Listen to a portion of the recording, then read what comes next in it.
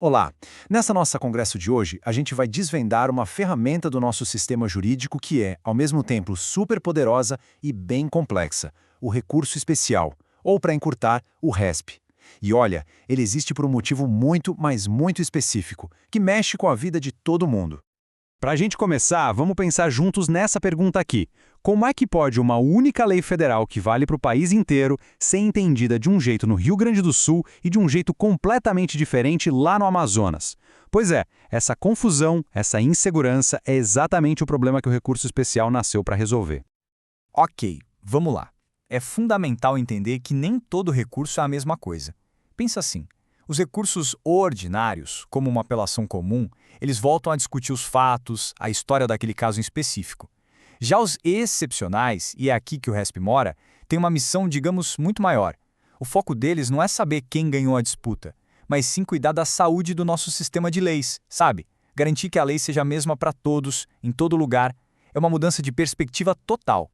Para cumprir essa missão tão importante, o Brasil tem dois grandes guardiões, cada um no seu tribunal superior. E é super importante a gente entender direitinho a divisão de tarefas entre eles. E aqui a gente vê essa divisão de trabalho bem clara. O recurso especial, que é o nosso foco hoje, vai lá para o Superior Tribunal de Justiça, o STJ. A função dele, proteger a lei federal comum. Já o recurso extraordinário, o famoso REXT, sobe um degrau a mais, vai para o Supremo Tribunal Federal, o STF. E o objetivo dele é proteger a nossa lei maior, a Constituição. Simples assim, cada um no seu quadrado. Agora sim, vamos mergulhar na missão específica do recurso especial. Porque, olha, entender o porquê dele existir é entender a própria base da segurança jurídica que a gente tanto busca no Brasil. Essa frase, ela resume tudo de um jeito perfeito. A grande função do Superior Tribunal de Justiça, por meio do RESP, é essa: ser o guardião. É garantir que a lei federal seja respeitada e, principalmente, aplicada do mesmo jeitinho em todo o território nacional. E essa grande missão se divide em duas tarefas principais. A primeira é o controle de legalidade. O STJ atua como um verdadeiro fiscal, checando se os outros tribunais aplicaram a lei federal direitinho. A segunda é a uniformidade. O objetivo aqui é fazer com que uma lei signifique exatamente a mesma coisa em Roraima e no Rio Grande do Sul. É dar um basta na confusão jurídica. Mas atenção, porque chegar até o STJ não é nada fácil. Não é só discordar de uma decisão e pronto.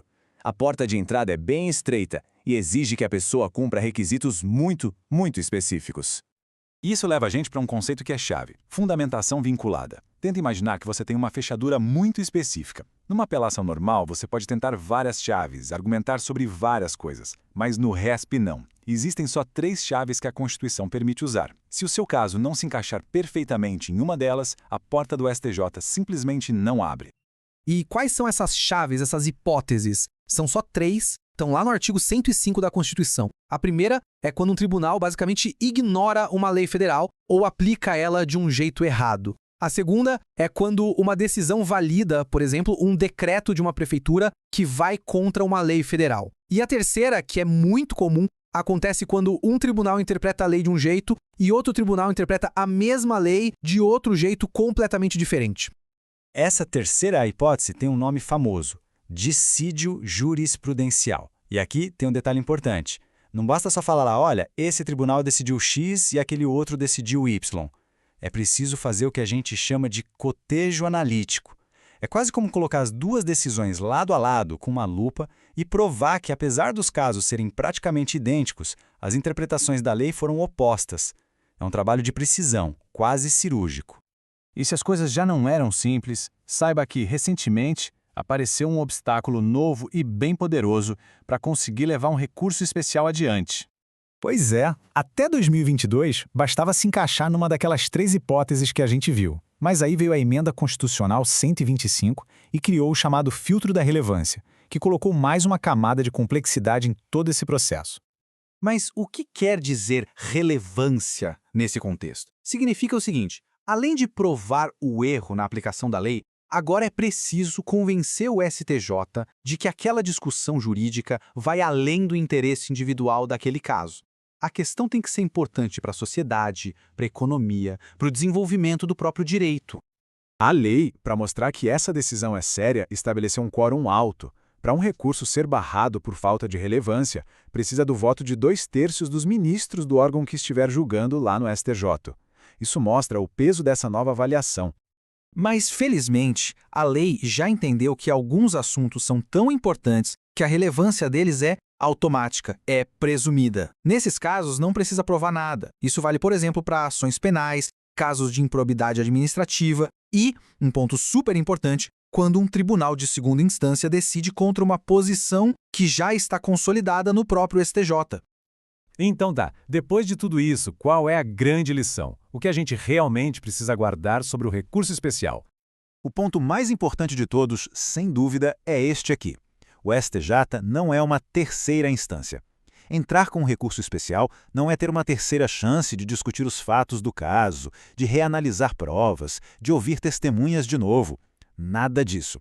A discussão é puramente sobre a lei, sobre o direito. E essa frase aqui ilustra perfeitamente a mudança de mentalidade que a gente precisa ter.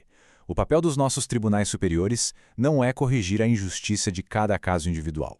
A missão deles é criar precedentes, é estabelecer entendimentos firmes que vão guiar todos os outros juízes e tribunais do país, é trazer estabilidade e previsibilidade para o sistema.